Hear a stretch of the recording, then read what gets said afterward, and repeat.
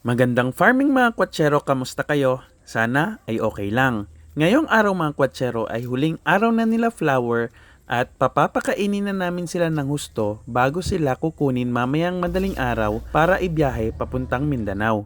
Etong nagdaang El Nino mga kwatsero ay naubusan ng mga talahib sa kabundukan kaya medyo napayat o nabawasan ng timbang ang aming mga alaga. Kaya meron kaming 1 linggo na ginawang proyekto upang patabain sila bago pa sila ibiyahe ng 4 na araw papuntang Mindanao.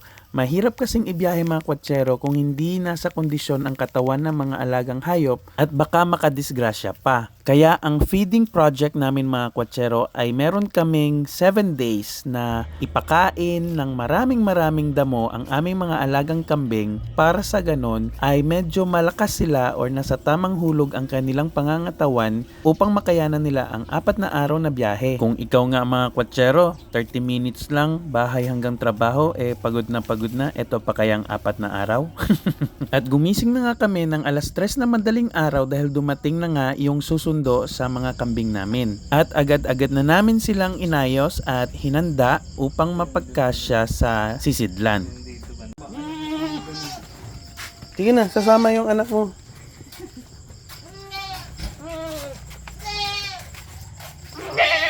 Nung unang kita ko sa sisidlan mga kwatsero ay kinabahan ako. Baka mamaya hindi sila kasya kasi 3 yung kambing na iuuwi namin sa Mindanao. At ang lahi ng mga kambing namin mga kwatsero ay Anglo-Nubian. Ito ay kilala bilang malalaking kambing. At ang presyo ng mga Anglo-Nubian mga kwatsero ay nagre-range mula 30,000 pesos hanggang 400,000 pesos. Depende sa kulay at sa laki. Sa mga hindi nakakaalam mga kwatsero, ang Anglo-Nubian ay kayang mag-produce ng 2 litro ng gatas kada araw. Ito naman si Celsa na umiiyak at hinahanap ang kanyang mama. Matanda na to si Celsa mga kwatsero. Mag-8 months na ito pero nadede pa rin kay Flower. Ito naman yung barako ko mga kwatsero, si Banyos. Pero hindi ito ang daddy ni Celsa. Huwag nyo nang hanapin ang totoong daddy ni Celsa kasi nag-alsabalutan na yon mga kwatsero. Ay, joke lang po. Saka inayos ni kuya ang mga panali ng aking mga kambing upang masecure sila sa loob. At pansamantalang sinarado muna namin ang pintuan ng kanilang sisidlan upang sila ay umupo at pumirme. Dahil kalmado na sila mga kwatsero, saka naman namin ipinasok si Celsa. Mula dito sa aming bayan mga kwatsero, sila ay pupunta ng Batangas at doon sila iipunin bago pick upin ng L300 van.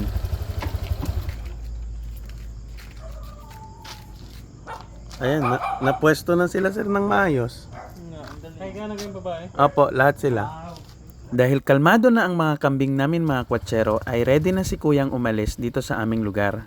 Subalit, inayos ko muna yung mga tali para iwas disgrasya. Bago pa man ang lahat ng ito mga kwatsero, ay naghanda na rin kami sa Mindanao sa pagtatanim ng kanilang magiging pagkain. Nagtanim kami ng maramais, nagtanim kami ng mulatutu. Familiar po ba kayo sa mga damo na ito mga kwatsero? At nagtanim din kami ng sorghum at mombasa.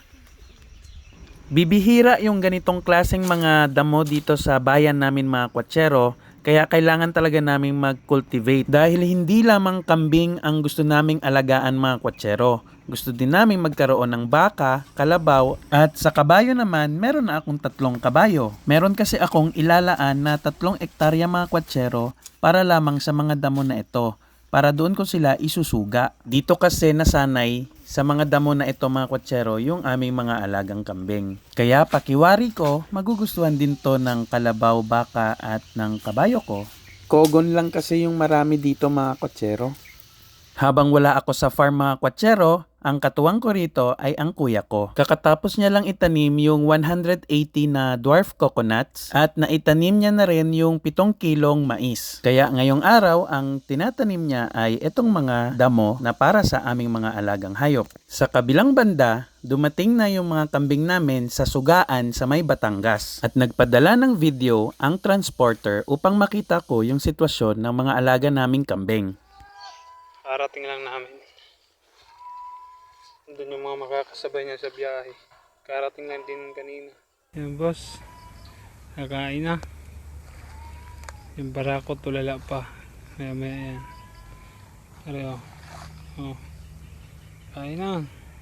Kahit papano mga kwatsero ay nakampante ako nung nakita ko yung malawak na sugaan. At pinakita rin ng transporter yung mga makakasama ng aking mga alagang kambing. At dito na nila pinaprocess yung mga dokumento na kakailanganin upang maibiyahe ng legal ang mga alagang hayop. Makalipas ang 3 araw ay nag-update ulit sila sa amin. Hapon po mga sir, ma'am, ayan, papainom lang tayo.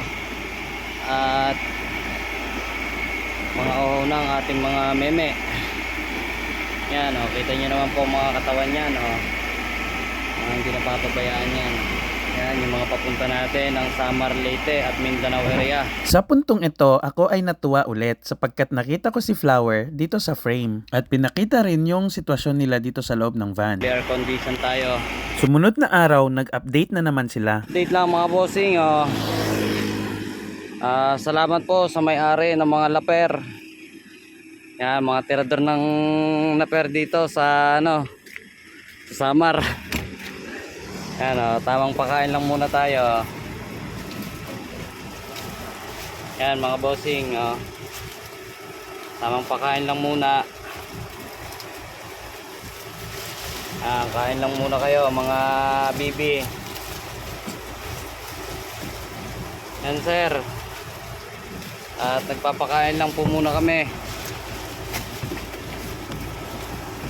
Gaya niyo mga kwatsero ay curious din ako kung ano ba talaga yung totoong sitwasyon ng mga kambing na tinatransport mula Luzon papuntang Mindanao. So eto na po yun. Ito yung ginagawa ng mga transporter natin sa mga alagang hayop na kanilang tinatransport mula Luzon hanggang Mindanao. Sumunod na araw sila ay nasa Agusan na. Afternoon po mga bossing, tamang linis-linis muna tayo.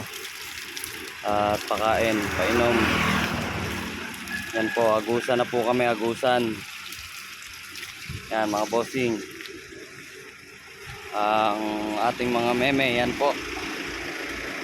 Pakain muna at saka painom, yan.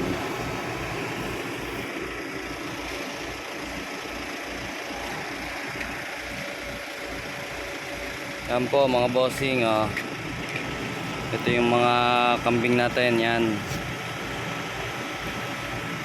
Kinabukasan mga kwatsero, sila ay nakarating na sa bayan namin sa may Zamboanga. Bale, 4 na araw silang bumiyahe mga kwatsero. Hindi pa kasama dito yung 3 araw na iprinases yung papers nila para sa pag-travel. Bale, lahat-lahat 7 araw silang nawala sa amin. Pagdating ng mga transporter sa bahay mga kwatsero ay binayaran agad ito ng kuya ko. Bibilisan ko na lang yung video mga kwatsero para hindi mapagod si kuya ko. Paano ba naman inisa-isa yung pagbigay? Mangalay yung kamay ni kuya, magkakakulani. Kaawa naman si kuyang transporter. Nakapunta lang ng Mindanao, pagbalik ng Maynila, may kulani na yung kilikili. Dahil sa bagal magbigay ng pera ng kuya ko.